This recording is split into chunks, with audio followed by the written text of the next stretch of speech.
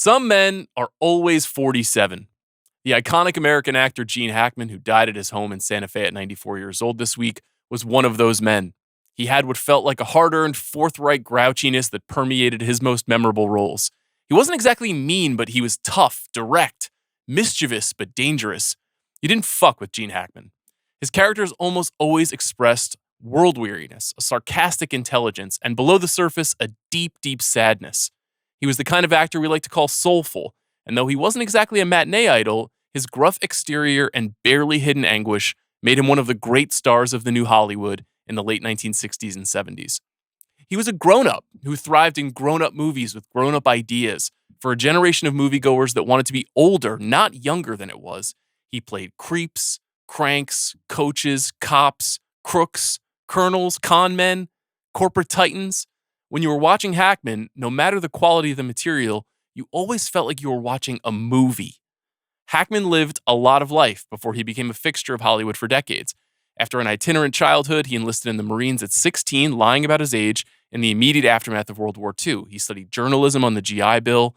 He befriended a young actor after moving to California at the Pasadena Playhouse in the late 1950s named Dustin Hoffman. They were voted by their classmates the least likely to succeed. After nearly a decade of bit parts in television, off-Broadway theater work, and the very occasional supporting movie role, he broke through in just about the most perfect movie possible. 1967's Bonnie and Clyde, a watershed film that ushered in a new, grittier, more swaggering era of movie making. It featured Hackman in a supporting role as Clyde's older brother Buck. Hackman was 37 years old when his breakthrough film was released. He earned an Oscar nomination for his work in the movie, the first of 5 nominations. He went on to 2 wins, putting him in a rare class of actor. Bonnie and Clyde is an undeniable work. Here's 10 more essential Hackman roles to seek out in his memory. The first, of course, is The French Connection. Hackman's first Oscar win came for his role as Popeye Doyle, the hard-charging, relentless, perpetually unsatisfied detective in William Friedkin's first masterpiece. My father was, like Doyle, a narcotics detective, and Hackman's work really shows the ugliness of that life, the maniacal commitment and duplicity and subterranean rage that fuels so many men in the profession. The next pick is Scarecrow. Thanks to the more audacious material on offer, there are many great actors who flourished in the first half of the 1970s. I think of Jon Voight, Jack Nicholson, Robert Redford, Robert De Niro, Hoffman, Burt Reynolds, Bruce Lee, Richard Pryor. Very rarely would the energies of 2 of these figures collide in one movie.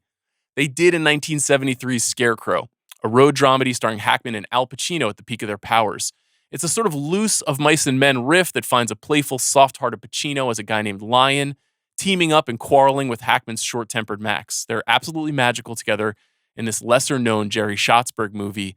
I encourage you to go seek it out immediately. Just 1 year later, he was in The Conversation, and despite securing 3 nominations, including Best Picture, Hackman was somehow overlooked for a Best Actor nomination in Francis Ford Coppola's other masterpiece, The Conversation. It's a movie about an obsessed surveillance expert named Harry Call, who slips into a rabbit hole of desperation. This is the quietest and saddest Hackman movie. It's about a broken man lost in the sauce, blowing on his sax amidst the destruction of his own work.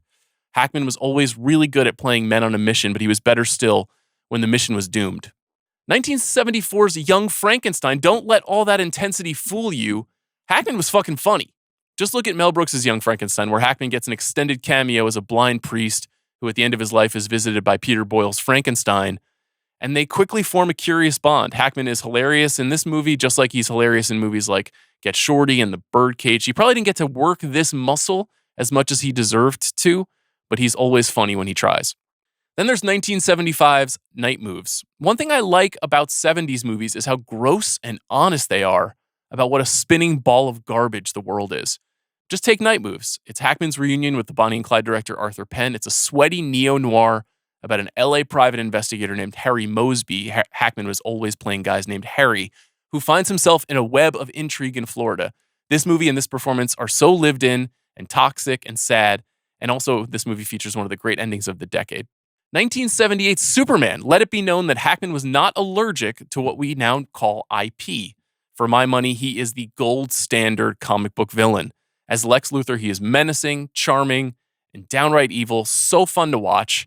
This is how you do it in a tentpole movie. Take note, Marvel. Gene Hackman.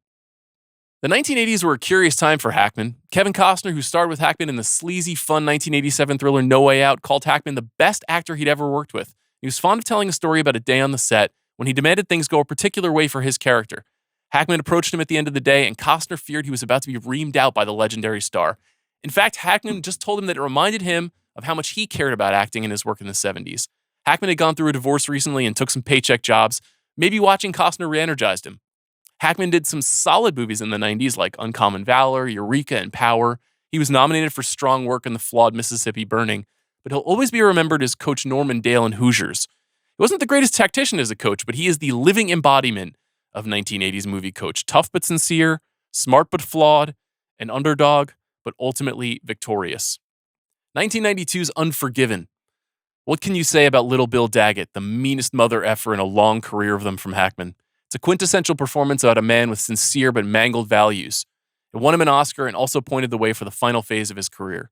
In the 90s, Hackman settled into what you might call a 1B. He could carry a movie by operating as a thrilling number 2. He played opposite heavyweights like Eastwood, but more often found himself supporting young thrivers like Tom Cruise in The Firm, Sharon Stone in The Quick and the Dead, and Will Smith in Enemy of the State. The best of these 1B parts is in 1995's Crimson Tide, an uber-tense submarine thriller directed by Tony Scott, in which you can almost literally see Hackman passing the baton to Denzel Washington as his generation's not-to-be-messed-with leading man. They're dynamite together, sparking generational, racial, and intellectual tensions as a commanding officer losing his grip and the XO who seizes the reins to avoid global devastation. Hackman was 65 years old when this movie was made, and he is as fiery and full of wounded pride as he was at the very beginning of his career. The final pick is Wes Anderson's The Royal Tenenbaums. It's an all-time favorite movie for me, and one that neatly bridges the obvious parallels between the 1970s New Hollywood and the 1990s Sundance generation that were raised on Hackman's films. The actor plays the fake dying patriarch of a Salinger-esque New York family of misfits.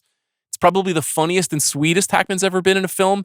Anderson and Hackman reportedly didn't get on during the production, but you could never tell watching it. It's one of his final roles, and a wonderful way to remember him as a dashing rascal, a charmer, a firecracker who could go off at any minute. We'll miss you, Gene Hackman.